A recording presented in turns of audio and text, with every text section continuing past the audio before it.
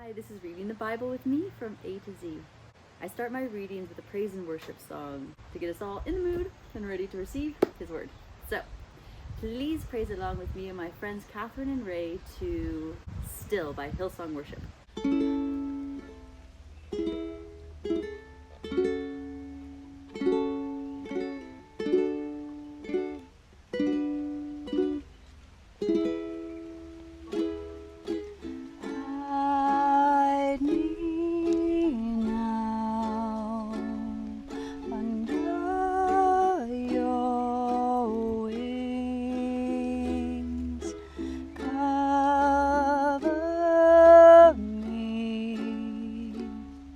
Within your mighty hands,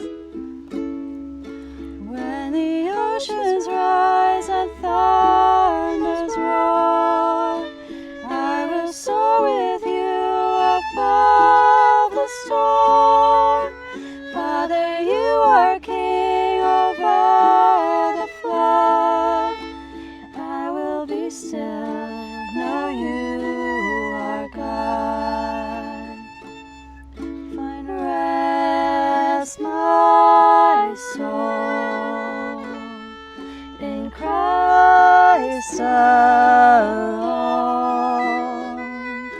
Know His power in quietness and trust.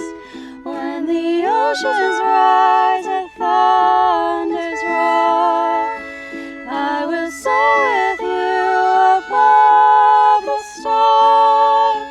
Father, you are King over the flood. I will be still, know you are God. When the oceans rise and thunders roar, I will soar with you above the storm. Father, you are King over the flood. I will be still, know you are God.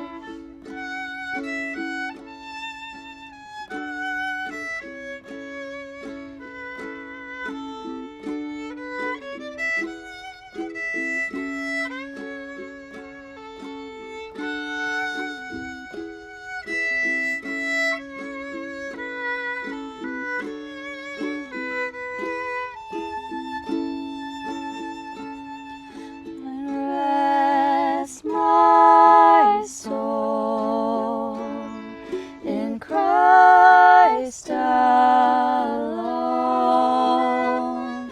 Know His power in quietness and trust.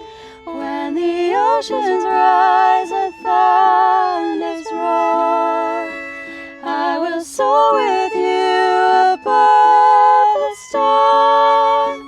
Father, you are King over the flood. I will be still, know you are God. When the oceans rise and thunders roar, I will soar with you above the storm. Father, you are King over the floods. I will be still, know you are God. When the oceans rise and thunders roar, I will soar with you above the storm. Father, you are King over the flood. I will be still, know you are God. I will be still, know you are God. I will be still, know you are God. Today I'll be finishing up the book of Daniel with chapters 10, 11, and 12. In the 3rd year of Cyrus, king of Persia, a revelation was given to Daniel, who was called Belshazzar. Its message was true, and it concerned a great war. The understanding of the message came to him in a vision. At that time I, Daniel, mourned for 3 weeks. I ate no choice food, no meat or wine touched my lips, and I used no lotions at all until the 3 weeks were over. On the 24th day of the 1st month, as I was standing on the bank of the great river, the Tigris, I looked up, and there before me was a man dressed in linen, with a belt of fine gold from Uphaz round his waist. His body was like topaz, his face like lightning, his eyes like flaming torches, his arms and legs like the gleam of burnished bronze, and his voice like the sound of a multitude. I, Daniel, was the only one who saw the vision. Those who were with me did not see it, but such terror overwhelmed them that they fled and hid themselves. So I was left alone, gazing at this great vision. I had no strength left, my face turned deathly pale, and I was helpless. Then I heard him speaking, and as I listened to him, I fell into a deep sleep, my face to the ground. A hand touched me and set me trembling on my hands and knees. He said, "Daniel, you who are highly esteemed, consider carefully the words I am about to speak to you, and stand up, for I have now been sent to you." And when he said this to me, I stood up trembling. Then he continued, "Do not be afraid, Daniel. Since the first day that you set your mind to gain understanding and to humble yourself before God, your words were heard, and I have come in response to them. But the prince of the Persian kingdom resisted me 21 days. Then Michael, one of the chief princes, came to help me, because I was detained there with the king of Persia. Now I have come to explain to you what will happen to your people in the future, for the vision concerns a time yet to come." While he was saying this to me, I bowed with my face towards the ground and was speechless. Then one who looked like a man touched my lips, and I opened my mouth and began to speak. I said to the one standing before me, "I am overcome with anguish because of the vision, my lord, and I feel very weak. How can I, your servant, talk with you, my lord? My strength is gone, and I can hardly breathe." Again the one who looked like a man touched me and gave me strength. "Do not be afraid, you who are highly esteemed," he said. "Peace, be strong now, be strong." When he spoke to me, I was strengthened and said, "Speak, my lord, since you have given me strength." So he said, "Do you know why I have come to you? Soon I will return to fight against the prince of Persia, and when I go, the prince of Greece will come. But first I will tell you what is written in the book of truth. No one supports me against them except Michael, your prince. And in the first year of Darius the Mede, I took my stand to support and protect him. Now then, I tell you the truth. 3 more kings will arise in Persia, and then a 4th, who will be far richer than all the others. When he has gained power by his wealth, he will stir up everyone against the kingdom of Greece. Then a mighty king will arise, who will rule with great power and do as he pleases. After he has arisen, his empire will be broken up and parceled out towards the 4 winds of heaven. It will not go to his descendants, nor will it have the power he exercised, because his empire will be uprooted and given to others. The king of the south will become strong, but one of his commanders will become even stronger than he and will rule his own kingdom with great power. After some years, they will become allies. The daughter of the king of the south will go to the king of the north to make an alliance, but she will not retain her power, and he and his power will not last. In those days she will be betrayed, together with her royal escort, and her father, and the one who supported her. Someone from within her family will arise to take her place. He will attack the forces of the king of the north, and enter his fortress. He will fight against them and be victorious. He will also seize their gods, their metal images, and their valuable articles of silver and gold, and carry them off to Egypt. For some years he will leave the king of the north alone. Then the king of the north will invade the realm of the king of the south, but will retreat to his own country. His sons will prepare for war and assemble a great army, which will sweep on like an irresistible flood and carry the battle as far as his fortress. Then the king of the south will march out in a rage and fight against the king of the north, who will raise a large army, but it will be defeated. When the army is carried off, the king of the south will be filled with pride and will slaughter many thousands, yet he will not remain triumphant. For the king of the north will muster another army, larger than the first, and after several years he will advance with a huge army fully equipped. In those times many will rise against the king of the south. Those who are violent among your own people will rebel in fulfillment of the vision, but without success. Then the king of the north will come and build up siege ramps, and will capture a fortified city. The forces of the south will be powerless to resist.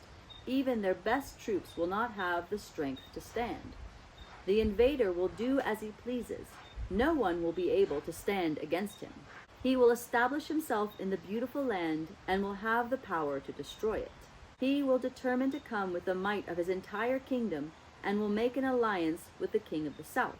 And he will give him a daughter in marriage in order to overthrow the kingdom, but his plans will not succeed or help him.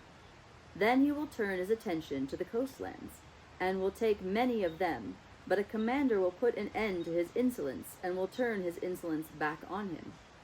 After this, he will turn back towards the fortress of his own country, but will stumble and fall to be seen no more. His successor will send out a tax collector to maintain the royal splendor.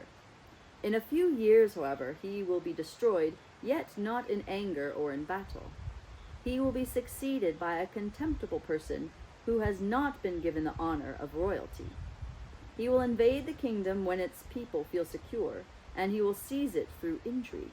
Then an overwhelming army will be swept away before him. Both it and a prince of the covenant will be destroyed. After coming to an agreement with him, he will act deceitfully, and with only a few people he will rise to power. When the richest provinces feel secure, he will invade them and will achieve what neither his fathers nor his forefathers did. He will distribute plunder, loot, and wealth among his followers. He will plot the overthrow of fortresses, but only for a time. With a large army he will stir up his strength and courage against the king of the south. The king of the south will wage war with a large and very powerful army, but he will not be able to stand because of the plots devised against him. Those who eat from the king's provisions will try to destroy him. His army will be swept away, and many will fall in battle. The two kings, with their hearts bent on evil, will sit at the same table and lie to each other, but to no avail, because an end will still come at the appointed time. The king of the north will return to his own country with great wealth, but his heart will be set against the Holy Covenant. He will take action against it, and then return to his own country. At the appointed time he will invade the south again, but this time the outcome will be different from what it was before. Ships of the western coastlands will oppose him, and he will lose heart. Then he will turn back and vent his fury against the Holy Covenant. He will return and show favor to those who forsake the Holy Covenant. His armed forces will rise up to desecrate the temple fortress and will abolish the daily sacrifice. Then they will set up the abomination that causes desolation. With flattery he will corrupt those who have violated the covenant, but the people who know their God will firmly resist him. Those who are wise will instruct many, though for a time they will fall by the sword, or be burned, or captured, or plundered. When they fall, they will receive a little help, and many who are not sincere will join them. Some of the wise will stumble, so that they may be refined, purified, and made spotless until the time of the end, for it will still come at the appointed time. The king will do as he pleases. He will exalt and magnify himself above every god, and will say unheard of things against the God of gods. He will be successful until the time of wrath is completed, for what has been determined must take place. He will show no regard for the gods of his ancestors, or for the one desired by women, nor will he regard any god, but will exalt himself above them all. Instead of them, he will honor a god of fortresses. A god unknown to his ancestors he will honor with gold and silver, with precious stones and costly gifts. He will attack the mightiest fortresses with the help of a foreign god and will greatly honor those who acknowledge him. He will make them rulers over many people and will distribute the land at a price. At the time of the end, the king of the south will engage him in battle, and the king of the north will storm out against him with chariots and cavalry and a great fleet of ships. He will invade many countries and sweep through them like a flood. He will also invade the beautiful land. Many countries will fall, but Edom, Moab, and the leaders of Ammon will be delivered from his hand. He will extend his power over many countries. Egypt will not escape. He will gain control of the treasures of gold and silver and all the riches of Egypt, with the Libyans and Cushites in submission. But reports from the east and the north will alarm him, and he will set out in a great rage to destroy and annihilate many. He will pitch his royal tents between the seas at the beautiful holy mountain. Yet he will come to his end, and no one will help him. At that time, Michael, the great prince who protects your people, will arise. There will be a time of distress, such as has not happened from the beginning of nations until then. But at that time, your people, everyone whose name is found written in the book, will be delivered. Multitudes who sleep in the dust of the earth will awake, some to everlasting life, others to shame and everlasting contempt.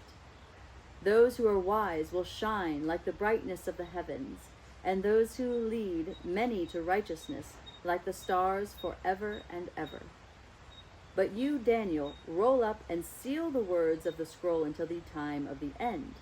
Many will go here and there to increase knowledge.